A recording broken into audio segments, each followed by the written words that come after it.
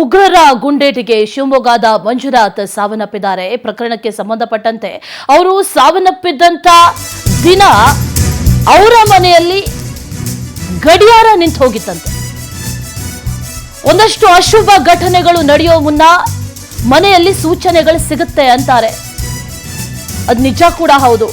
ಮಂಜುನಾಥ್ ಸಾವಿನ ಹೊತ್ತಲ್ಲೇ ಮನೆಯಲ್ಲಿದ್ದಂತಹ ಗಡಿಯಾರ ನಿಂತು ಹೋಗಿತ್ತು.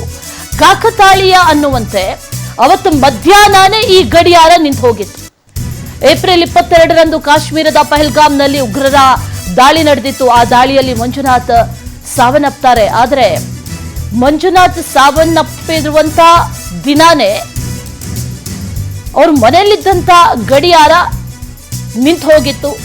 ಅವರ ಸಾವಿನ ಸೂಚನೆಯನ್ನ ಈ ಗಡಿಯಾರ ಕೊಟ್ಟಿತ್ತ ಅನ್ನುವಂತ ಪ್ರಶ್ನೆ. ಶಿವಮೊಗ್ಗದ ವಿಜಯನಗರದಲ್ಲಿರುವಂತಹ ಮಂಜುನಾಥ್ ಅವರ ನಿವಾಸ ಮಧ್ಯಾಹ್ನ ನೋಡಿ, ಅಲ್ಲಿ ವಿಜುವಲ್ಸ್ ಅಲ್ಲಿ ಗಮನಿಸ್ತಾ ಇದೀವಲ್ಲ, 3:35ಕ್ಕೆ ಸರಿಯಾಗಿ ಆ ಗಡಿಯಾರ ನಿಂತು ಹೋಗಿದೆ.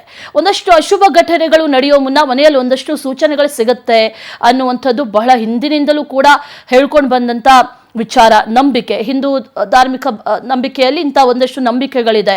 ಈ ಮನೆಯಲ್ಲಿ ಉಪ್ಪು ಚೆಲ್ಲೋದಾಗಿರ್ಬೋದು, ಯಾವುದಾದ್ರೂ ಸತ್ತಿರುವಂಥ ಪಕ್ಷಿಯನ್ನ ನೋಡೋದ್ರಾಗಿರ್ಬೋದು, ಜೊತೆಗೆ ಮನೆಯಲ್ಲಿರುವಂತಹ ತುಳಸಿ ಗಿಡ ಸತ್ತೋದ್ರೆ ಆಗಿರ್ಬೋದು, ಇಂಥ ವಿಚಾರಗಳು, ಇಂಥ ಘಟನೆಗಳು ನಡೆದಂತಹ ಸಂದರ್ಭದಲ್ಲಿ ಏನೋ ಅಶುಭ ಸೂಚನೆ ಇದೆ ಅನ್ನುವಂಥದ್ದನ್ನ ಮನೆಯವರೆಲ್ಲರೂ ಕೂಡ ಭಾವಿಸ್ತಾರೆ. ಅದೇ ರೀತಿಯಾಗಿ ಇಲ್ಲೂ ಕೂಡ ಒಂದು ಘಟನೆ ನಡೆದಿದೆ ನೋಡಿ.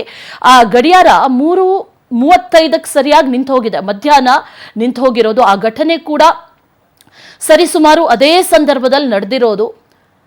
2:30ರ ನಂತರದಲ್ಲಿ ನಡೆದಿರುವಂತಹ ಘಟನೆ. ಅದು ಪಹಲ್ಗಾಮ್ನಲ್ಲಿ ನಡೆದಿದ್ರೆ, ಇದು ಶಿವಮೊಗ್ಗದ ವಿಜಯನಗರದಲ್ಲಿ ನಡೆದಿರುವಂತಹ ಘಟನೆ. ಒಂದು ರೀತಿ ಕೋಇನ್ಸಿಡೆನ್ಸ್ ಅಂತ ಅನ್ಬೇಕು ಅಥವಾ ಅಶುಭದ ಸೂಚನೆ ಅಂತ ಹೇಳಬೇಕು, ಗೊತ್ತಿಲ್ಲ. ಆದರೆ ಮನೆಯಲ್ಲಿರುವಂಥ ಒಂದಷ್ಟು ವಸ್ತುಗಳಿಗೆ ಜೀವ ಇಲ್ಲದೇ ಇದ್ರೂ ಕೂಡ ಕೆಲವೊಂದು ಸೂಚನೆಗಳನ್ನ ಕೊಡ್ತಾರೆ ಅನ್ನುವಂಥದ್ದು ಬಹಳ ನಿಜವಾದಂಥ ವಿಚಾರ. ಅದನ್ನ ಅನೇಕ ಬಾರಿ ಅನೇಕ ಕಡೆಗಳಲ್ಲಿ ನಾವು ಕೂಡ ಗಮನಿಸಿರ್ತೀವಿ, ನಮ್ಮ ಅನುಭವಕ್ಕೂ ಕೂಡ ಬಂದಿರುತ್ತೆ. ಅಂಥದ್ದೇ ಒಂದು ಘಟನೆ ನಡೆದಿದೆ.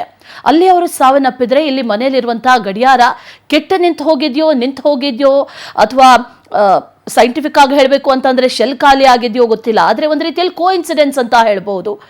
ಅಶುಭದ ಸೂಚನೆಯನ್ನ ಮನೆಯಲ್ಲಿರುವಂತಹ ಗಡಿಯಾರ ಕೊಟ್ಟಿದೆ.